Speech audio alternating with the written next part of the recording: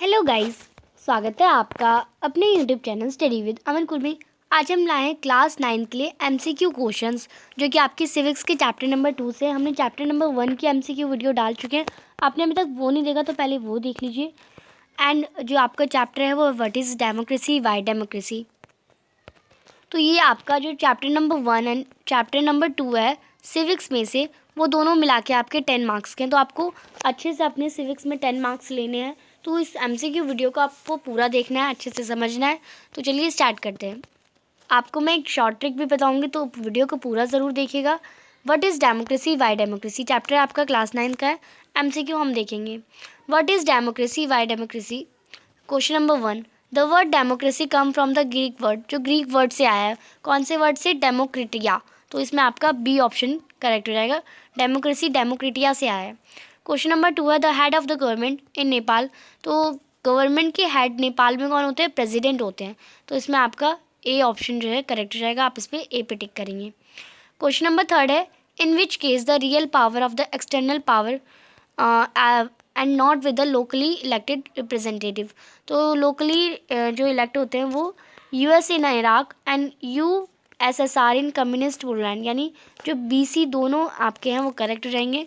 जो external power है, real power है, वो लोकली इलेक्ट करते हैं लोग। तो इसमें आपका डी ऑप्शन जो है करेक्ट हो जाएगा। क्वेश्चन नंबर 4 है, how many members are elected to National People Congress from all over China. तो कितने मेंबर्स ऑल ओवर चाइना में नेशनल पीपल कांग्रेस में इलेक्ट करे जाते हैं? तो 3000 होते हैं। तो इसमें आपका बी ऑप्शन 3000 करेक्ट हो जाएगा। क्वेश्चन नंबर 5 है, which party always won election in Mexico since its independence in 1913 until 2000, यानी 1913 से लेके 2000 तक, यानी 70 साल तक कौन सी पार्टी जो थी मैक्सिको में हमेशा इलेक्शन को जीती थी, चुनाव जीती थी? तो वो थी इंस्टीट्यूशन रिवॉल्यूशनरी पार्टी। तो इसमें आपका सी ऑप्शन जो है करेक्ट हो जाएगा। आप इस पर सी पे टिक करेंगे, institution revolutionary party. Question number 6 है, when did Zimbabwe attain independence and from whom. तो कब जिम्बाब्वे ने इंडिपेंडेंस अटेन करा था? 1980 में किया था। अब कहाँ पे करा था? वाइट मोनाइटी रूल से। तो इसमें आपका 1918 फ्रॉम वाइट मिनॉरिटी रूल, यह करेक्ट हो जाएगा। आप इसमें डी पे टिक कर लेंगे। क्वेश्चन नंबर 7 है, which of this feature is are necessary to provide the basic right to the citizen. तो कौन से फीचर हैं? Children should be free to think, तो यस ये ट्रू है। Should be free to form association, ये भी ठीक है। Should be free to raise protest, तो ये भी ठीक है। तो तीनों ही करेक्ट है। तो यहाँ पे आपका D option all of the above correct हो जाएगा। क्वेश्चन नंबर 8 है, व्हाट इज कॉन्स्टिट्यूशन लॉ। तो कॉन्स्टिट्यूशन लॉ क्या होता है? Provision given in the constitution, यानी कॉन्स्टिट्यूशन में दिए गए लॉ प्रोविजन, वो सारे कॉन्स्टिट्यूशन लॉ कहलाते हैं। तो इसमें आपका ए ऑप्शन जो है करेक्ट हो जाएगा। क्वेश्चन नंबर 9 है, some of the drawbacks of democracy. तो कुछ ड्रॉबैक्स डेमोक्रेसी के क्या क्या है? तो कुछ पूछे गए हैं, तो एक ऑप्शन इसमें करेक्ट नहीं होगा, इसमें एक से ज़्यादा होंगे। तो इंस्टेबिलिटी एंड डिले, तो ये भी था। करप्शन एंड हाइपोक्रेसी, ये भी है। और पॉलिटिशियन फाइटिंग अमॉन्ग देमसेल्फ, तो ये तीनों ही हैं। तो इसमें आपका D option all of the above correct हो जाएगा।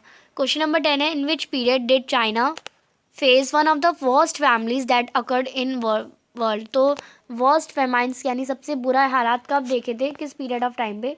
तो 1958 से 61, यानी 3 साल तक चाइना ने सबसे वर्स्ट फैमनाइंस देखे थे वर्ल्ड में। क्वेश्चन नंबर 11 है, democracy improve the quality of decision making because. जो डेमोक्रेसी है वो क्वालिटी को इम्प्रूव कर देती है डिसीजन लेने वाले। तो बिकॉज डेमोक्रेसी जो डिसीजन है वो कॉन्स्टिट्यूशन और डिस्कशन से लिए जाते हैं। तो इसमें आपका कंसल्शन और डिस्कशन से, तो इसमें आपका बी ऑप्शन जो है करेक्ट हो जाएगा। क्वेश्चन नंबर 12 है, the most common form that democracy take in our time. हमारे टाइम पे मोस्ट कॉमन डेमोक्रेसी का फॉर्म क्या है? Representative democracy. तो ये आपका बी ऑप्शन जो है करेक्ट हो जाएगा। तो क्वेश्चन नंबर 13 है, which of this an example of perfect democracy. तो इनमें से कौन सा एग्जाम्पल जो है परफेक्ट डेमोक्रेसी का है? तो आप देखिए, ना यूएसए में परफेक्ट डेमोक्रेसी है, ना यूके में, इंडिया में भी परफेक्ट डेमोक्रेसी नहीं है। नॉन ऑफ दी अबव, इसमें आपका डी ऑप्शन जो है करेक्ट हो जाएगा। आप इस पर डी पे कर लेंगे। आज की जो आपकी वीडियो है वो कंप्लीट होती है। चैप्टर 2 से आप और क्वेश्चंस पढ़िए। पूरे चैप्टर को आपको 1 से 5 6 7 बार पढ़ना है चैप्टर को। एक ही चैप्टर को आपको इतने बार तो कम से कम पढ़ना होता है, आपको स्टार्टिंग से लेकर अब तक पढ़ना होता है। तो आप अपने चैप्टर को अच्छे से एकदम हर लाइन आपके दिमाग में बैठ जाती है, जिससे आपको हर एक लाइन अच्छे से आती है, तो आप कोई भी क्वेश्चन का आंसर इजीली कर सकते हैं। आपको क्वेश्चन आंसर याद नहीं करने, एमसीक्यू है, बहुत अच्छे से स्कोर कर सकते हैं। तो चैनल को अभी तक सब्सक्राइब नहीं किया है तो प्लीज़ चैनल को सब्सक्राइब ज़रूर करें। Thanks for watching video. Bye bye guys.